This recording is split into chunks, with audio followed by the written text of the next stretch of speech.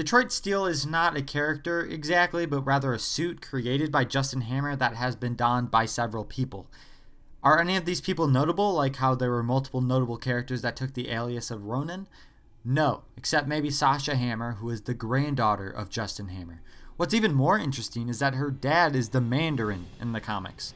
Obviously, that's not going to be the case in the MCU, but Sasha Hammer was the most notable character to put on the Detroit Steel suit. But Detroit Steel in this game is basically a bulked up Iron Man suit. This suit has flight, scan, technology, laser, and explosive, just like any other Iron Man suit. However, the big size of Detroit Steel allows it to have strength and cracked wall included, as well as fire, toxin, and gas immunity on an unrelated note. Detroit Steel is fun to play as, especially flying around the way that it does, but at the end of the day, it's just a big Iron Man suit.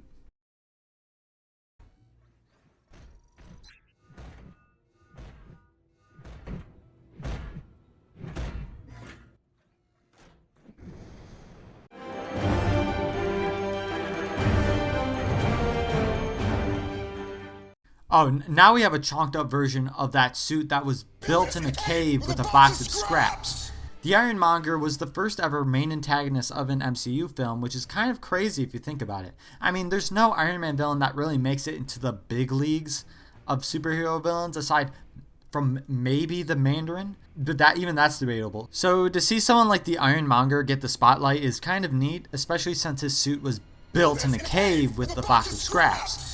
The performance by Jeff Bridges was great, so much so that he still stands as one of my favorite MCU villains, and in this game he stands on his own with a good amount of abilities with that suit he has, the one that was built in a cave with a box of scraps. He has a lot of the Iron Man abilities, which are flight, scan, laser, and explosive, and in addition to these abilities, Ironmonger has strength and cracked wall on account of his big size. Certainly not a bad ability set that comes with his suit being built in a cave with a box of scraps.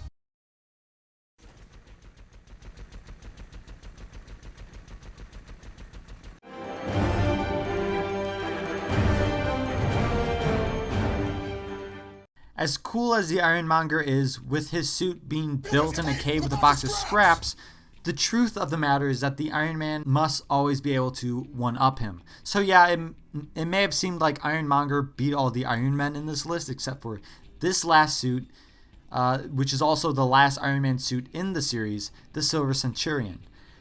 Funnily enough, in the comics, the Silver Centurion was used against Obadiah Stane to take him down, so it makes even more sense for this suit to come out on top against the Ironmonger in this game. The Silver Centurion is defined by the red and silver color scheme and the sharp shoulders. To unlock this suit, you have to do the worst mission in Manhattan, and probably in the entire game. It's the only one you could actually fail. I've spoken about it before with Phil Coulson, how you have to follow Coulson flying around in his car and take down Ultron sentries in the air. Like I said then, fighting flying enemies is way more difficult than on the ground, and it got a little frustrating. Anyway, the one thing that sets the Silver Centurion apart from the other Iron Man suits is the cracked wall ability. I don't know exactly why this suit has it while others don't, but it still makes the Silver Centurion ranked higher regardless. Other than that, the suit has all the 7 other abilities of the standard Iron Man suit. You remember them, right? Because I spent a whole part and a half on Iron Man suits, so it's really not necessary to repeat them.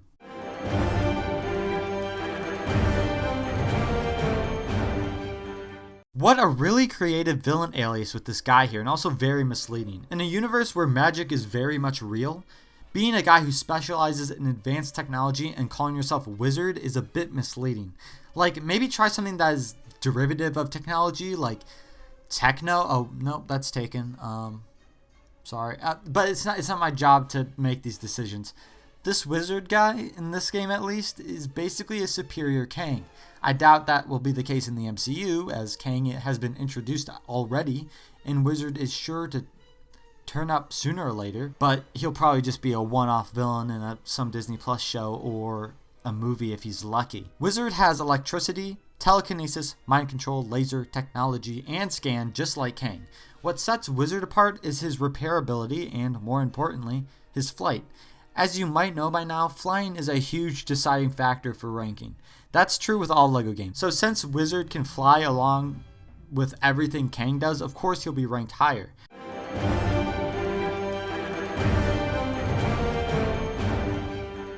Squirrel Girl has become somewhat of a favorite out of the recent heroes to come from Marvel, but then again, it's not like there's a lot of competition nowadays.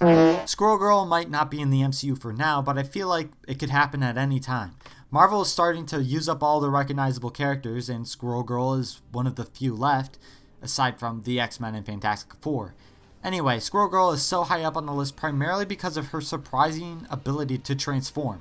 Lucky for us, Squirrel Girl has 2 variants in this game for some reason, so I'll go over her other form in the next segment. As for this variant, it's the standard look of Squirrel Girl, so it's only fitting that I go over the abilities that it makes sense for her to have. Well, as a girl who's a squirrel, and she has a lot of squirrels, she has a lot of squirrel qualities. She digs, as squirrels do. She's agile, as squirrels are. She climbs walls and super jumps.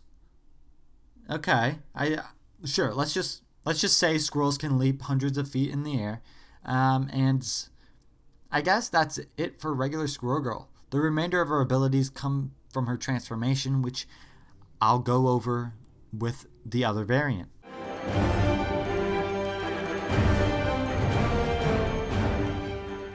Here's the second variant of Squirrel Girl, labeled the Unbeatable variant. It's not that she's actually unbeatable, it's just the variant based off of Squirrel Girl's outfit from the Unbeatable Squirrel Girl line of comics. The Unbeatable Squirrel Girl is the exact same as the regular Squirrel Girl, just I ranked this variant over the other purely for the name alone. Anyway, I mentioned that Squirrel Girl has a transformation. Well, I'm glad to announce that for some reason, Squirrel Girl possesses the Squirrel Buster, a reskin of the Hulk Buster. Now, I'm considering Squirrel Buster a part of Squirrel Girl's abilities, but the Hulk Buster itself doesn't get its own slot on the list. How is that fair? Well, the fact of the matter is that Iron Man's Hulk Buster doesn't add anything in terms of abilities. All abilities the Hulk Buster has, the standard Iron Man suit already has plus more. The Hulk Buster, it just looks cool. And I'm not denying that it does look cool, but it doesn't really add anything. But Squirrel Girl doesn't normally have explosive or strength, which the Squirrel Buster supplies. In any case, Squirrel Girl would be a lot lower on the list without the Squirrel Buster, since she only has 4 abilities on her own.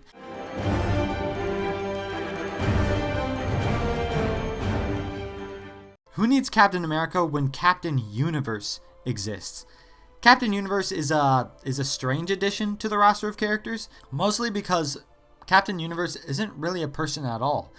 They are a manifestation of the universe. Why manifestation of the universe into a humanoid being was necessary for the Marvel Universe is beyond me, but Captain Universe is just a strange concept in general. Being the protector of all life, according to the wiki, Captain Universe is almost omnipotent, if not fully omnipotent, and because of this, they have a vast array of abilities that cover almost every base there is. Captain Universe has Deflect, Scan, Regenerative Health, Cracked Wall, Telekinesis, Fire, Gas, and Toxin Immunity, Flight, and Electricity. Now that's pretty impressive. Also, not that I'm complaining about lack of abilities, which won't happen much in these last segments of the series, but it's strange that Captain Universe doesn't have laser. Just lop it in with the electricity beam so it can melt gold Lego and also power generators. That's really just my 2 cents, though.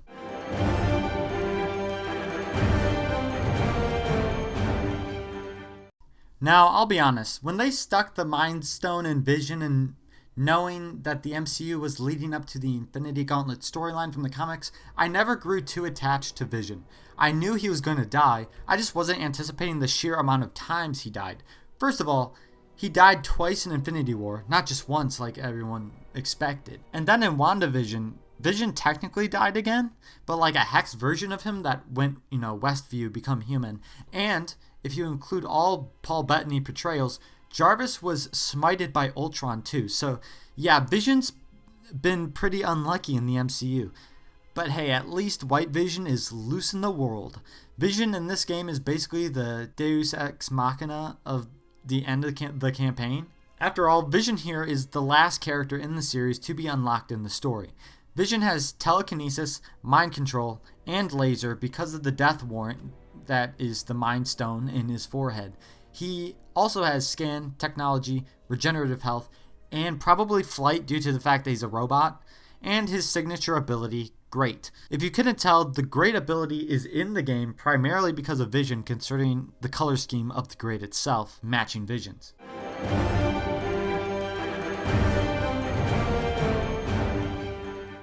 This is the second and final variant of Doctor Strange. This variant is from the all-new, all-different Doctor Strange DLC level pack, and also happens to be the start of the DLC itself, if you happen to bother to read the name of it. It seems like forever ago when we went over the last Doctor Strange, and it's kind of because it was forever ago. So, what's so great about this all-new, all-different Doctor Strange that ranks him an entire 38 slots above the base game Doctor Strange?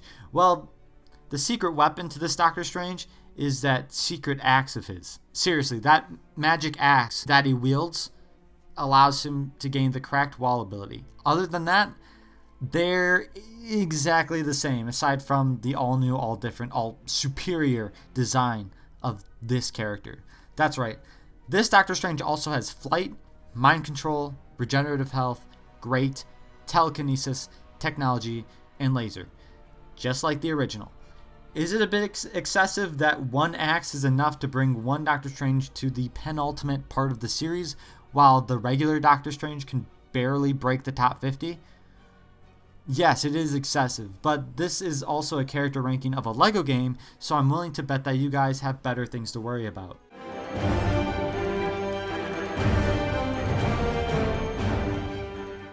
Just barely missing the top 10 of this series is Dormammu, the Lord of the Dark Dimension. Just an overall bad dude who's bad for the sake of being bad. Dormammu did appear in the first Doctor Strange film, meaning that he also belongs on the MCU edition list. He was one of the two main antagonists in the all-new, all-different Doctor Strange DLC. Dormammu was surprisingly the less immediate threat. Baron Mordo was attacking the Sanctum Sanctorum, and Dormammu was watching television. I don't know why Clea couldn't just let Dormammu be. I mean, he wasn't really doing much, but here we are. Dormammu is also colossal sized in the DLC level, but he's only regular sized as a playable character, which is disappointing. It would have been neat for Dormammu to have the size ability so that he can grow huge, and then have Fin Fang Foom as the other character and make them both huge in Manhattan. But, I mean, enough of my fantasies. Let's go over Dormammu's actual abilities. As a guy with a head literally on fire, he has laser and fire and toxin immunity. Speaking of fire, why does the fire in his icon look like a PNG stock image on his head? Is it just me? Aside from the fire abilities, Dormammu has a lot of miscellaneous godlike abilities, which are regenerative health, cracked wall, great, telekinesis, flight, and finally cosmic. Yeah, it's been a minute since we've seen the cosmic ability, but don't forget that it's one of the most important abilities in the game, considering only the hardest obtainable characters have it. Really nice of TT Games to include it in a DLC character. Don't want to grind to shell out a ton of studs for a character that can use cosmic?